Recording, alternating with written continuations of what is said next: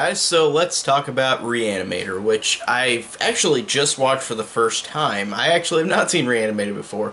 This was one of those movies where I looked at it and thought I didn't know if I really wanted to see it whenever I was younger, so I never saw it whenever I was younger, but now being such a fan of horror, in terms of like the broader scale of horror, because I just watched a lot of horror that was just basic horror that everybody sees whenever I was younger. Now I want to delve into a lot more horror, and this one is one that I wanted to see, and this is more of a horror comedy, but I finally got the chance to see Re-Animator, and this one is based on a H.P. Lovecraft story, which H.P. Lovecraft I am really blind to. I don't know anything about that. So this is not talking about accuracy to like this related to like the story, but the basic story of this movie is that Herbert West is reanimating people, trying to bring people back to life, while his friend Dan and Megan are trying to stop him, and he just starts like, it's so funny because his character is just so insane. Herbert West, who Jeffrey Combs plays.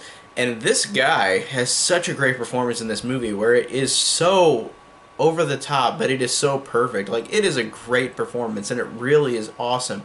And the other actors are good, too. The guy who plays Dan is good. Barbara Crampton as Megan is good. And I really like them as well. But I felt like Jeffrey Combs is the one that's the big standout.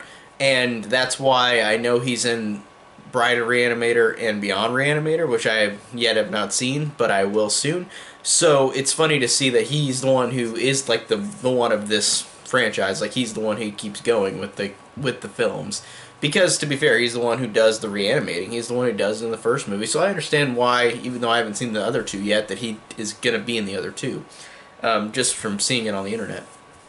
But this story to me, like, is pretty fun because it's just about this guy trying to reanimate these people that are dead, and all this chaos and comedy ensues, and I thought that it was really well done. And I really just liked how funny it was. I liked how these characters were so quirky, over the top, but they were very interesting, and I liked them a lot. I thought that everything they did in the movie just was really fascinating. And the score is so funny because the score is by Richard Band. And Richard Band does a great job with the score, because the score, if you hear it for a few seconds, you know that this main theme of the movie is literally just Bernard Herrmann's Psycho theme with a couple little alterations, and he's even said in interviews that this is literally just the score to Psycho again, which I thought was so funny because it fits with the comedicness of this movie, and I liked that the Psycho score was in this movie, but it was not the Psycho score, if that makes sense. Just a few little beats were different. But I really like the score too, it's great. And I just thought it was so funny that they literally just did the same thing, like the same score, basically. So I thought that was pretty hilarious. And I feel like if anybody hears this score, you're going to immediately go, oh, that's a Psycho score. So I really like the score, I really like the characters. The gore in this is really good and really effective. And it's really cool showing, like, for example, he'll have dismembered body parts, like, try to reanimate them. Like, he'll have just a head, trying to reanimate just a head, and it's just sitting there on, like, a table, just moving around. And I think that it's really cool. And of course, it's just somebody underneath the table, but effects of him with, like, dismembered body parts is really fun. And him having to, whenever he reanimates some people, a lot of the time it's funny because they're just naked. Like, there's a naked guy that just keeps attacking them because he's reanimated, but he's naked, and it's funny. And, like, Barbara Crampton later is naked whenever she's gonna be turned.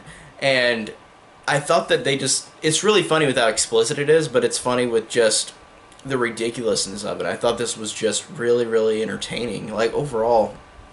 And I'm glad I finally got to see it, because I'm glad I know what this movie's finally about, because I didn't know anything about the movie. I just saw the poster and thought, it looks okay. It didn't look like it was something up my alley whenever I was younger, but again, delving into any type of horror now, which I really love, I really am glad I finally got to see this one. This was a fun time and really enjoyable, with a lot of great effects, a lot of cool characters, a lot of good humor. This is a really good one. I really liked Re-Animator, so that is my review on the Re-Animator. Tell me down below what you guys think of this movie, and thank you guys so much for watching.